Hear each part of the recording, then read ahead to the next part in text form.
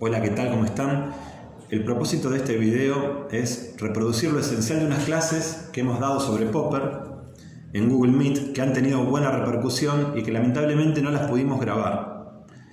Por tanto, voy a intentar en unos 10 minutos ir a lo esencial de esas clases sobre Karl Popper. El pensamiento de Karl Popper es conocido como racionalismo crítico. Y ya vayan tomando atención en estas dos palabras, razón y crítica. Y fundamentalmente en esta segunda palabra, crítica. Porque ahí está el corazón de la obra de Popper. Popper, que vivió durante casi todo el siglo XX, en su juventud, en los años 20, se acerca al Círculo de Viena. ¿Por qué? Porque si bien él viene de la matemática y de la física, y también se dedicó a la teoría política, él tiene una teoría política liberal, el grueso de sus inquietudes estuvo puesto en el campo de la ciencia en general, cómo la ciencia opera, cómo funciona la ciencia, cómo la ciencia crea y fundamentalmente cómo justifica sus teorías. Por eso se acerca al Círculo de Viena, que recuerden que habíamos dicho es una de las primeras agrupaciones que se dedica de manera específica al problema de la epistemología. Pero Popper va a ser crítico con lo que planteaba el Círculo de Viena. Popper se va a dar cuenta que es imposible verificar una teoría. El Círculo de Viena planteaba la verificación como criterio de demarcación científico a través del método inductivo, a través de la observación y de la inducción. El Círculo de Viena decía que la ciencia puede verificar una teoría y por tanto es un método de conocimiento seguro. Popper hace una crítica a la inducción, se da cuenta de que la inducción es un método incorrecto de razonar, de que no es posible a partir de la observación individual de hechos particulares establecer un principio general y que por tanto es imposible verificar una teoría. Esto supone un golpe enorme para la ciencia. Si yo no puedo afirmar lo que propongo, lo que enuncio, ¿dónde quedó esa ciencia tan poderosa como fue en el siglo XIX y sobre todo en el siglo XX? ¿Y dónde queda quizá todo el proyecto moderno de la ilustración, que nace con la ilustración, el proyecto positivista, que asocia a la ciencia también con el capitalismo? Es puesto en jaque si yo no voy a poder verificar un enunciado. Ese es el problema de la ciencia. La razón humana tiene vedada la verificación. No hay posibilidad humana de afirmar una teoría. Esto es lo que Popper no puede negar cuando se da cuenta que la inducción es imposible. ¿Y qué hace frente a esto?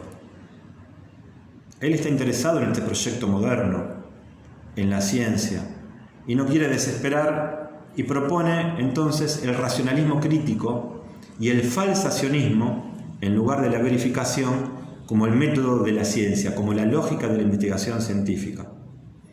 Con lo cual el proyecto científico queda salvado de alguna manera, y todo el proyecto moderno. Con la crítica, si bien yo no puedo afirmar, mejor dicho, planteémoslo así, con la razón, si bien yo no puedo afirmar la veracidad de una teoría, yo sí puedo criticarla de manera segura. Dicho de otro modo, está en las posibilidades de la razón humana criticar con certeza una teoría, ya que no puedo afirmarla. Esto es menor, sería mejor poder utilizar la razón para verificar, pero como es imposible, dice Popper, o se da cuenta Popper, porque la inducción no es un método correcto de razonar, la inducción no es segura, nos queda la falsación. ¿Qué quiere decir falsar? Intentar criticar una teoría, utilizando la razón. De ahí racionalismo crítico. La inducción es un método incorrecto de razonar, pero la crítica no. Si yo encuentro un contraejemplo, si yo hago caer una teoría, voy a poder descartarla de manera segura. Repito una vez más, porque acá está el corazón del pensamiento de Popper, en la fuerza lógica que tiene. Popper plantea la crítica en lugar de la afirmación. Pero lo interesante es que este planteo que hace Popper tiene una gran fuerza crítica porque la crítica es segura desde el punto de vista lógico. Yendo al dichoso ejemplo de los cisnes, ya trillado, si yo planteo todos los cisnes son blancos, aunque encuentre 1000 cisnes blancos, nunca voy a estar seguro. Podría aparecer un cisne negro.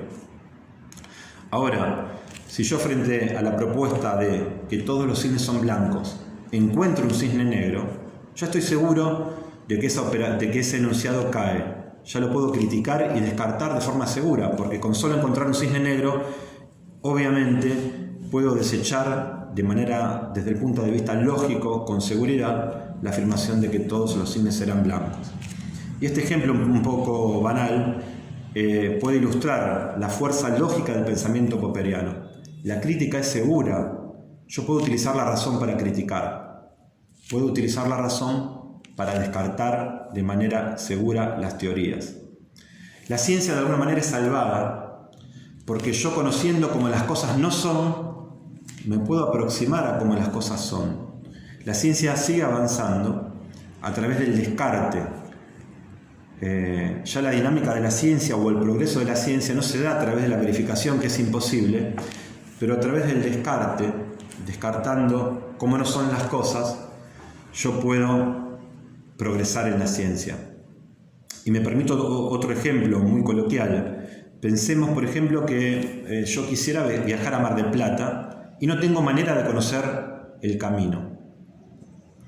Pero si tuviera una manera segura de conocer cuál no es el camino, de alguna manera me puedo ir aproximando a mi destino en Mar del Plata.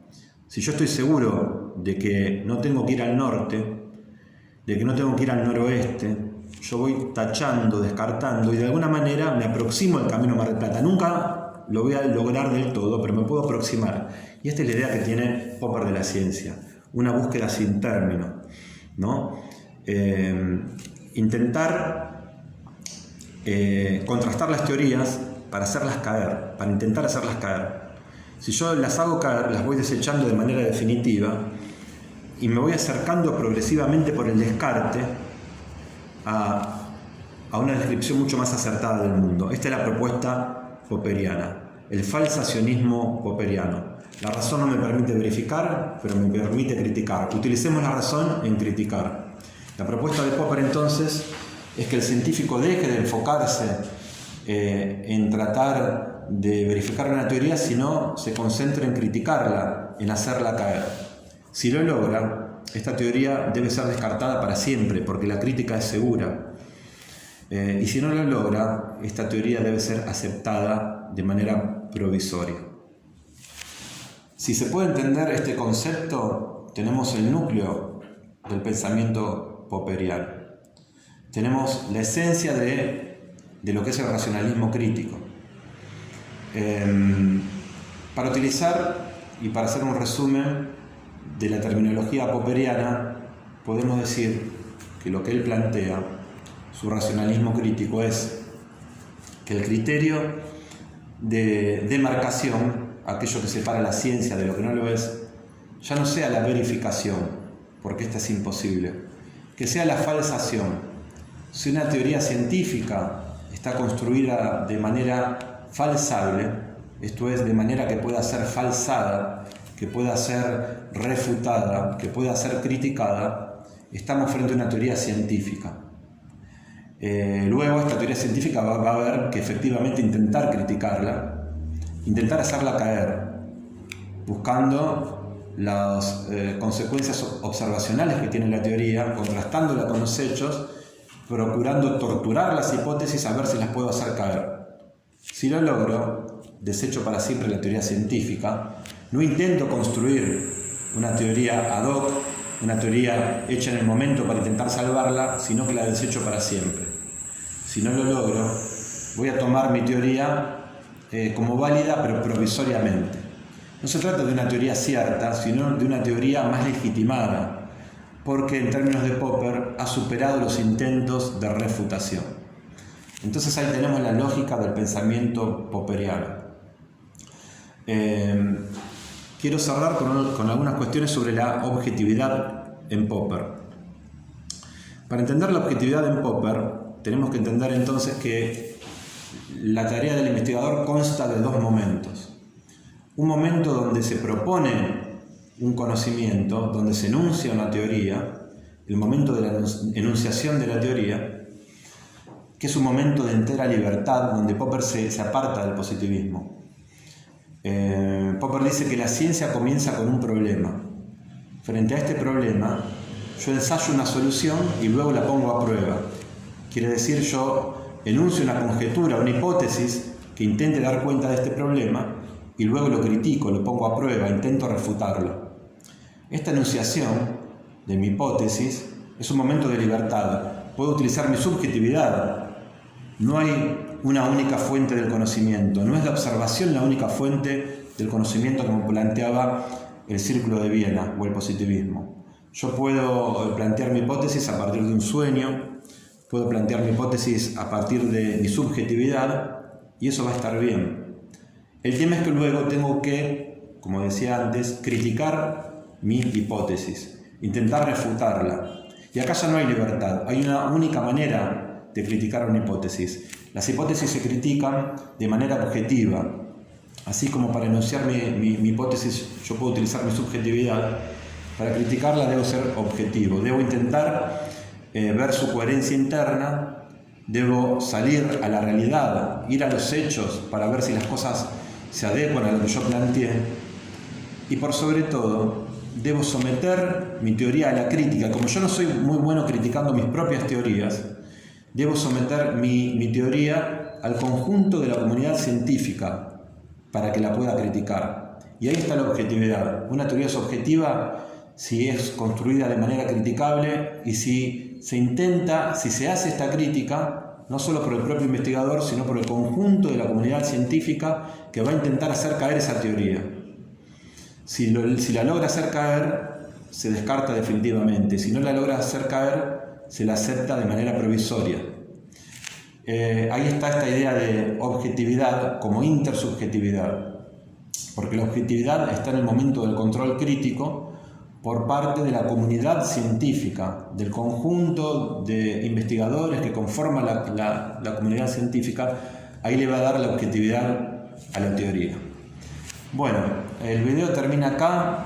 Por supuesto hay que interiorizarse en el autor, que tiene su grado de complejidad, pero si vamos a esto esencial que es la categoría de la crítica y entendemos que tiene una forma lógica muy poderosa, que la razón nos permite de manera segura criticar, nos estaremos acercando un poco a la comprensión de lo que es la propuesta popperiana de racionalismo crítico. Una propuesta que ha sido enormemente exitosa en lo que es la comunidad científica contemporánea.